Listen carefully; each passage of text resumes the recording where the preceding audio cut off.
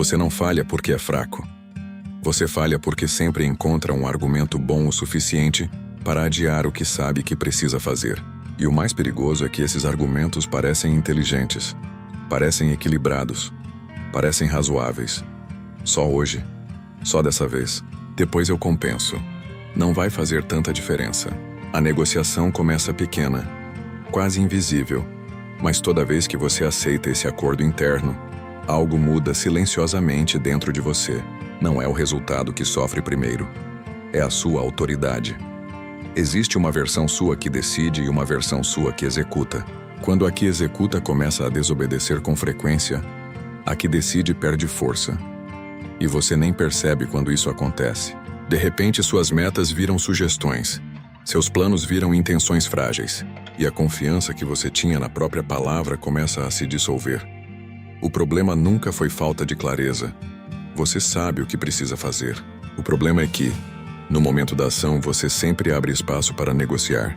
E aqui está o ponto que quase ninguém te explica. Cada pequena concessão ensina ao seu cérebro que suas decisões são opcionais.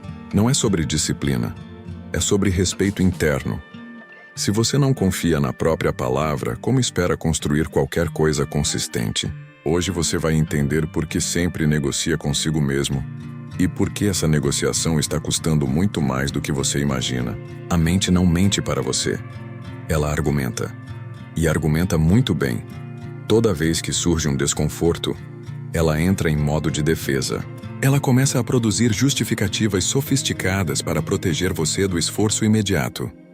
Não é preguiça. É autopreservação. O cérebro foi projetado para economizar energia e evitar risco. E esforço sempre parece risco. Quando você decide acordar cedo, treinar, estudar ou manter uma promessa, a emoção do momento entra em conflito com a decisão racional que você tomou horas antes. E é aí que começa a negociação. A mente apresenta uma proposta aparentemente lógica. Você já fez bastante ontem. Você merece descansar. Hoje não é o melhor dia para começar. Amanhã você faz com mais qualidade. Percebe como sempre soa coerente? Quanto mais inteligente você é, mais convincente sua mente se torna. Ela usa memória, experiências passadas e até argumentos estratégicos para sustentar o adiamento. E você não percebe que está sendo conduzido por uma lógica enviesada pelo conforto. O cérebro não está tentando destruir seus objetivos, ele está tentando evitar desconforto agora. Só que cada vez que você aceita esse acordo, você reforça o padrão. Se a sua mente consegue usar lógica para te afastar do que precisa ser feito, então disciplina não pode depender apenas de lógica. E no próximo ponto você vai entender o que realmente está sendo quebrado toda vez que você aceita negociar. Toda vez que você negocia, duas versões suas entram em conflito. A versão que decide e a versão que executa. A que decide pensa no futuro, calcula consequências e enxerga quem você quer se tornar. A que executa sente o presente, reage ao desconforto, busca alívio imediato. Quando essas duas entram em disputa, alguém precisa liderar. E o que define sua vida não é a decisão que você toma, mas quem vence essa disputa. Se a versão emocional começa a vencer com frequência, algo silencioso acontece. A sua autoridade interna enfraquece. Não é dramático, não é visível, mas é profundo. Você começa a perceber que suas decisões não são ordens, são sugestões. E quando uma decisão vira sugestão, qualquer emoção momentânea pode revogá-la. Isso explica por que você já decidiu mudar tantas vezes e ainda assim repete os mesmos padrões. O problema não é falta de intenção, é ausência de hierarquia interna. Se não existe uma estrutura clara dentro de você, cada impulso ganha direito de voto. E quando tudo vota, nada lidera. Disciplina não é apenas fazer o que precisa ser feito, é estabelecer quem manda dentro de você. Se a parte que busca conforto lidera, sua vida se move em direção ao alívio. Se a parte que enxerga a longo prazo lidera, sua vida se move em direção à construção. A pergunta não é se você tem força. A pergunta é: quem você está treinando para comandar? E no próximo ponto você vai entender o efeito acumulativo dessas pequenas derrotas internas e por que elas são muito mais caras do que parecem. Negociar uma vez parece inofensivo. Negociar várias vezes começa a construir um padrão. E padrões constroem identidade. O que está em jogo não é aquela tarefa específica que você adiou. É o tipo de pessoa que você está treinando seu cérebro para ser. Cada pequena quebra de promessa gera um alívio imediato. Você sente uma redução da tensão, uma sensação de conforto, uma pequena recompensa emocional. Esse alívio libera dopamina, e seu cérebro aprende rápido. Ele associa desistir ao prazer momentâneo. A equação começa a se formar de maneira automática. Desconforto significa tensão, desistir significa alívio. E toda vez que essa sequência se repete, o circuito se fortalece. O problema é que o cérebro aprende por repetição, não por intenção. Você pode ter a melhor das intenções, mas se o padrão repetido é ceder, é isso que será consolidado. Não é o discurso que molda sua identidade. São as microações repetidas sob pressão. Você começa a se enxergar como alguém que tenta, mas não sustenta.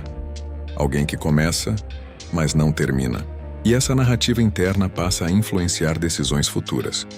O custo invisível da negociação é a erosão da confiança própria. E quando você não confia na própria palavra, qualquer meta parece pesada demais. Só que existe um lado oposto desse processo. Se pequenas concessões constroem fraqueza, pequenas vitórias constroem autoridade. E é exatamente essa inversão que você precisa entender agora. Você negocia porque acredita que está exercendo liberdade. Parece maturidade ajustar o plano. Parece flexibilidade ouvir a emoção do momento. Mas existe um paradoxo aqui que quase ninguém percebe. A liberdade que você acha que está defendendo pode estar destruindo a liberdade que você quer construir. Quando você decide algo com clareza e depois permite que a emoção revogue essa decisão, você está ensinando sua mente que o presente sempre tem prioridade sobre o futuro. Isso não é liberdade. Isso é impulsividade com justificativa racional. Liberdade real é ter autonomia sobre o próprio comportamento mesmo quando a emoção pede o contrário. Existe uma diferença enorme entre escolher conscientemente mudar um plano estratégico e ceder porque o desconforto apareceu. Um é liderança, o outro é reação. E a maioria das pessoas confunde os dois. Elas acreditam que estão sendo inteligentes ao ajustar o caminho, quando na verdade estão apenas evitando tensão. Toda vez que você cede ao impulso imediato, você fortalece a parte que quer alívio. Toda vez que você sustenta a decisão original, você fortalece a parte que constrói futuro. Você está sempre treinando alguém dentro de você. A questão é simples e desconfortável. Quem está vencendo mais vezes? Se você continuar permitindo que cada emoção tenha poder de veto, sua vida será guiada por estados momentâneos. Mas se você estabelecer limites claros para a negociação interna, algo começa a mudar. E é exatamente isso que vamos construir agora. Se o problema é a negociação, a solução não é motivação, é estrutura. Enquanto existir margem para debate interno no momento da ação, a emoção sempre tentará assumir o controle. Você não precisa discutir consigo mesmo toda vez que surge desconforto. Você precisa reduzir o espaço onde essa discussão acontece. Decisões importantes não podem depender do seu estado emocional do dia. Elas precisam virar regra. Regra não negocia. Regra elimina a interpretação. Quando algo vira padrão fixo, a mente para de gastar energia tentando argumentar. Não é mais uma escolha diária. É parte da identidade. Isso significa transformar intenções em compromissos objetivos. Horário definido, ambiente preparado, estímulo reduzido, distrações removidas. Quanto menos fricção na execução, menos oportunidade para a mente criar justificativas. Você não combate a negociação com força, você combate com arquitetura. E aqui está o ponto decisivo. Cada vez que você cumpre o que decidiu, mesmo sem vontade, você envia uma mensagem poderosa para si mesmo. Minha palavra tem peso, minha decisão tem valor. Aos poucos, a hierarquia interna se reorganiza. A versão que decide começa a liderar novamente. Disciplina não nasce de um momento de inspiração. Nasce da repetição consistente de pequenas obediências internas. E quando você elimina a negociação, você elimina a dúvida. A partir desse ponto, não é mais sobre motivação. É sobre identidade consolidada. Existe um momento exato em que tudo muda. Não é quando você se sente pronto, Não é quando a motivação aparece. É quando você decide que a sua palavra não é mais negociável. A maioria das pessoas continua tentando melhorar os resultados sem perceber que o problema está na base. Enquanto sua própria mente souber que pode renegociar seus compromissos, nada será realmente sólido. Pense com honestidade. Quantas vezes você já prometeu algo a si mesmo e quebrou? Não foi o objetivo que perdeu força. Foi a sua autoridade. E sem autoridade interna, qualquer plano depende do humor do dia. Isso não constrói nada duradouro. A mudança começa quando você para de discutir com o desconforto e passa a aceitá-lo como parte do processo. Desconforto não é sinal de que algo está errado. É sinal de que existe crescimento acontecendo. Quando você entende isso, a negociação perde sentido. Não há mais o que argumentar. A partir de agora, a pergunta deixa de ser "será que eu faço?" e passa a ser "eu já decidi". Essa simples mudança reorganiza tudo. Sua identidade começa a se alinhar com suas ações. E quando ação e identidade caminham juntas, a disciplina deixa de ser esforço constante e passa a ser padrão natural. Se esse conteúdo fez sentido para você, observe suas próximas decisões com atenção. É nelas que sua identidade está sendo construída.